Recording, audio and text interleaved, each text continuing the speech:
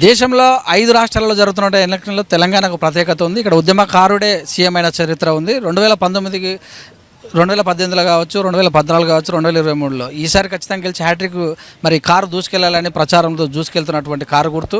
So ఈ మరి బెల్లంపల్లిలో ప్రస్తుతం మనం బెల్లంపల్లి కూడా 2009 నుంచి జరిగిన కారు గెలిచి 2009లో ఇక్కడ సిపిఎం భావజాలం ఉన్నటువంటి వ్యక్తి గెలవడం జరిగింది. 2014 ఉద్యమ పార్టీ గెలిచింది. సో మరి మూడోసారి కూడా గెలిచి హ్యాట్రిక్ సృష్టించాలని మరి దుర్గం చిన్నయ్య గారు కూడా ముందుకెళ్తున్న సందర్భంలో మరి పతికోతం సతి కూడా మరి ఇక్కడ ప్రచారం నిర్వహిస్తున్నది జయతార గారు. అలాగనే మన ప్రస్తుతం 16వ వార్డులో మరి ఇక్కడ ప్రచారం జరుగుతుంది డోర్ టు డోర్ కార్యక్రమంలో. వైస్ చైర్మన్ సుదర్శన్ గారు ప్రస్తుతం మాట్లాడుతున్నారు, కౌన్సిలర్ కూడా ఉన్నారు, చైర్మన్ కూడా ఉన్నారు. ఇక్కడ వారిని అడిగి మరికొన్ని విషయాలు తెలుసుకున్నారు. చెప్పండి సార్, ఎలా అనిపిస్తుంది? మేము ఈరోజు బెల్లంపల్లి పట్టణంలోని 16వ వార్డులో ప్రచారం చేయడం జరిగింది. ఎక్కడికి వెళ్ళినా కూడా, ఏ ఇంటికి వెళ్ళినా కూడా ప్రజలు బ్రహ్మరథం పడుతున్నారు. ఎవరు కూడా మాకే ముందుగా చెప్తున్నారు, మేము కారు గుర్తుకే ఓటేస్తాము, దుర్గం చిన్నయ్య గారికే ఓటేస్తామని చెప్పేసి చెప్పడం జరుగుతుంది. దానికి ప్రధానమైన కారణం ఏంటంటే బెల్లంపల్లి పట్టణంలో 60 ఏళ్ళ కళ ఒకటి ఉండే పట్టాల కళ. ఆ పట్టాల కళను నెరవేర్చినటువంటి వ్యక్తి దుర్గం చిన్నయ్య గారు అని చెప్పేసి ఎక్కడికి వెళ్ళినా వాళ్ళ సతీమణి వెళ్తే ఇంటింటికి శాలువాలు కప్పి స్వీట్లు పెట్టి సాదరంగా ఆహ్వానిస్తున్నారు. మేము చాలా సంతోషంగా ఫీల్ అవుతున్నాం. ఏ అంశం మీద వాళ్ళు సాధారణంగా ఆహ్వానిస్తున్నారు? బెల్లంపల్లి పట్టణంలో అసలు ఏ ఎమ్మెల్యే చేయని పనిని దుర్గం చిన్నయ్య గారు చేయడం జరిగింది. 60 ఏళ్ళ కళను నిజం చేసినందుకు. అంతేకాకుండా బెల్లంపల్లి పట్టణంలో 100 పడకల ఆసుపత్రిని ఎవ్వరు కూడా ఊహించలేదు. ఈరోజు బెల్లంపల్లి పట్టణంలో 100 పడకల ఆసుపత్రిని నిర్మించడం జరిగింది. రోజుకు 400 మంది పేషెంట్లు ఈరోజు బెల్లంపల్లి పట్టణ వాసులు అక్కడ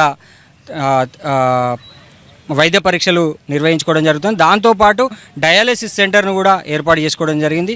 అంతేకాదు బెల్లంపల్లి పట్టణంలో నూతనంగా కూరగాయల మార్కెట్ 5 కోట్లు పెట్టి నిర్మించుకోవడం జరిగింది. దాంతోపాటు బెల్లంపల్లి పట్టణంలో 2 పార్కులు నిర్మించుకోవడం జరిగింది. అడుగడుగున అభివృద్ధి వైపు దుర్గం చిన్నయ్య గారు చేస్తున్నారు కాబట్టి ప్రజలంతా కూడా ఈరోజు మా వైపు ఉన్నారు. అవతల వ్యక్తి పార్టీ ఏదైతే వ్యక్తి ఉన్నాడో ఆయనే కేవలం ఎలక్షన్లకు మాత్రమే రావడం జరుగుతుంది. బెల్లంపల్లి ప్రజలందరూ కూడా గమనిస్తూ ఉన్నారు. ఆయన నాన్ లోకల్ వ్యక్తి. అతల వ్యక్తి గురించి మాట్లాడడం ముందు మరి బెల్లంపల్లిలో చెత్త చెదారము దాన్ని పట్టించుకోవట్లేదని కూడా ఒక సమస్య ఉంది. దీని ఎలా చూడాలి? బెల్లంపల్లిలో 100% గతంలో మేము కాంగ్రెస్ పార్టీ 2014 కంటే ముందున్నటువంటి అప్పుడున్నటువంటి చైర్మన్లు కానీ అప్పుడున్నటువంటి వ్యవస్థలు కానీ కనీసము చెత్త బండి లేనటువంటి సందర్భం ఉండే.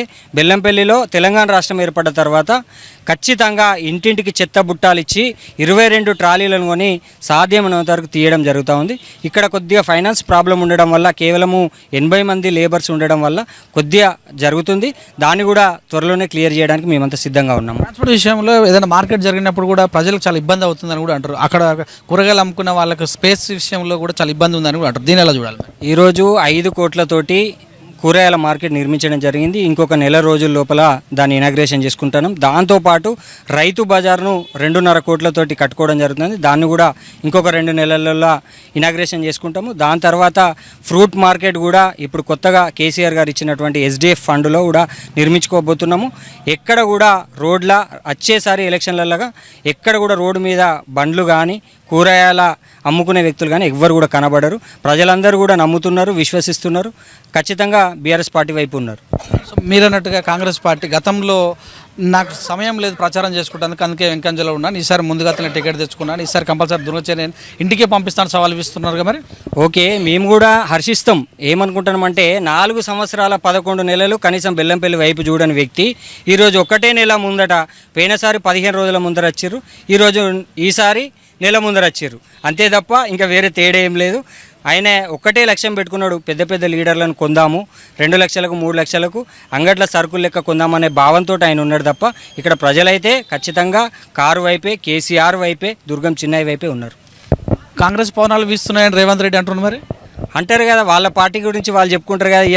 ఇవాళ భారీ బహిరంగ సభ ఒకరు భారీ బహిరంగ సభ పెట్టి 500 రూపాయలు ఇచ్చి క్యాడర్ లేనటువంటి స్థితి బెల్లంపల్లి పట్టణంలో వాళ్ళకు వార్డులలో 34 వార్డులలో కనీసము క్యాడర్ లేనటువంటి దుస్థితి వాళ్ళ పార్టీది, ఇవాళ కాంగ్రెస్ పార్టీది. చెప్పండి మేడం, డోర్ టు డోర్ చేస్తున్నారు కదా, ఏమంటున్నారు? చాలా బాగా అంటే ఇప్పుడు మేము 14లో వెళ్ళినాము, 18లో వెళ్ళినాము. అప్పటికిప్పటి తేడా లేదంటే అప్పుడు రోడ్లు బాగాలేకుండే, నాలీలు బాగాలేకుండే, వాటర్ ప్రాబ్లం ఉండే. అప్పటికి చాలా తేడా వచ్చింది. ఇప్పుడు రోడ్లు అయినాయి, నాలీలు బాగున్నాయి. అందుకే మాకు కంపల్సరీ బీఆర్ఎస్ నుంచి మాకు సీఎం గారు ఉండాలని చెప్తున్నారు. అట్లనే దుర్గం చిన్నయ్య గారు కావాలని చెప్తున్నారు. ప్రతి డోర్న మాతో పాటు క్యాంపరింగ్కి వస్తున్నారు కూడా. మరి బెల్లంపల్లి టౌన్ మున్సిపాలిటీలో శ్వేత చైర్మన్గా ఉన్నారు. ఆమె బర్త్డే కూడా పురస్కరించుకొని మరి మేడం వెంట కూడా జయతార వెంట కూడా డోర్ టు కార్యక్రమంలో నిర్వహిస్తున్నారు. గత 8 రోజుల నుంచి కూడా తిరుగుతున్నారు. ఆమె నాటి మరికొన్ని విషయాలు తెలుసుకుందాం.